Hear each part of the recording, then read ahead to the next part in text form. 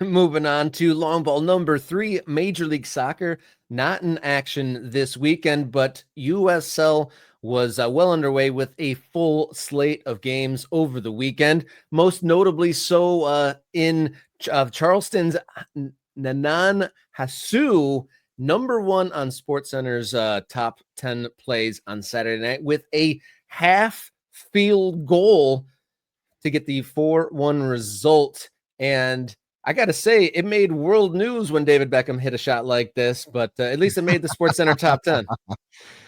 I don't know how relevant the SportsCenter top 10 is anymore. I mean, of course, the USL should celebrate this. I'm not suggesting they don't.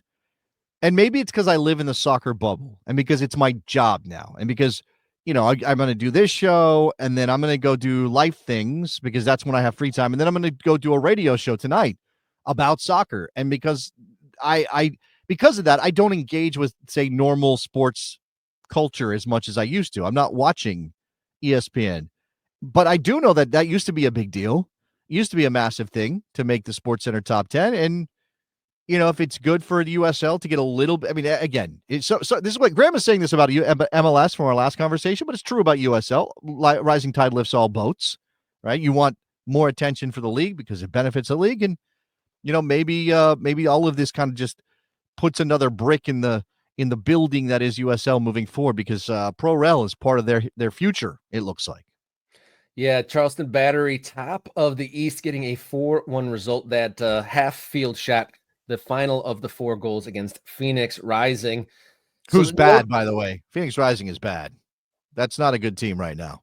So not that half field, not that shot or that goal is made less because of that. I'm just pointing out Phoenix is not good. We're used to Phoenix being good, Rob. That's why it's surprising to me. Well, we lambast the playoff system in Major League Soccer for allowing too many teams into the playoffs. You could say same is arguably true for USL Championship because I believe Phoenix Rising in 5th in the Western Conference. All right, this is why I need to recheck my situation. They started poorly. I guess they've had a run recently that I wasn't aware of. So my apologies to all the Phoenix Rising fans. It's gotten a lot better.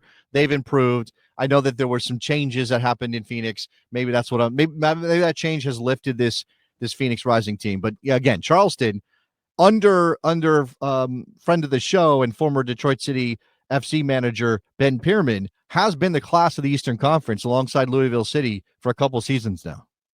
And notably, with Detroit City getting a 2-0 win over Miami FC.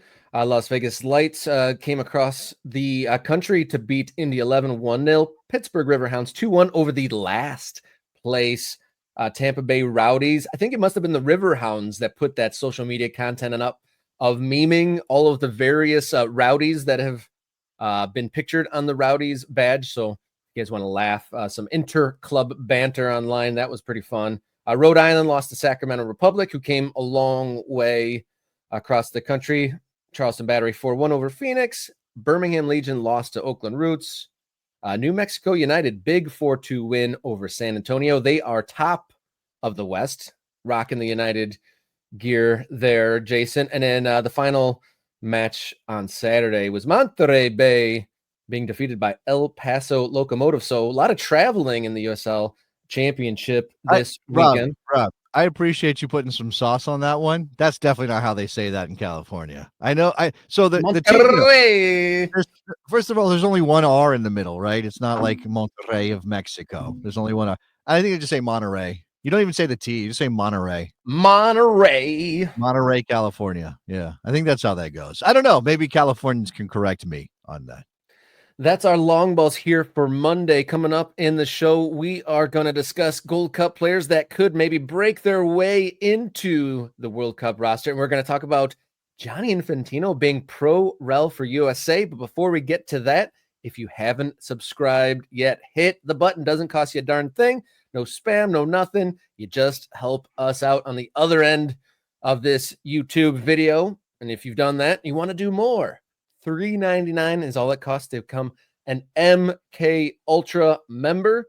$3.99 a month gets you priority commenting, gets you in the mix of this American soccer conversation, gets you access to the video sooner than everybody else gets you access to bonus content and access to the Morning Kick Around Discord server. So do so if you haven't done so yet. Coffee.com/morningkickaround. Another way to support. You can name your donation over there. You can find us on social media at MKickaroundX, Instagram, Blue Sky, and write us an email, morningkickaround@gmail.com.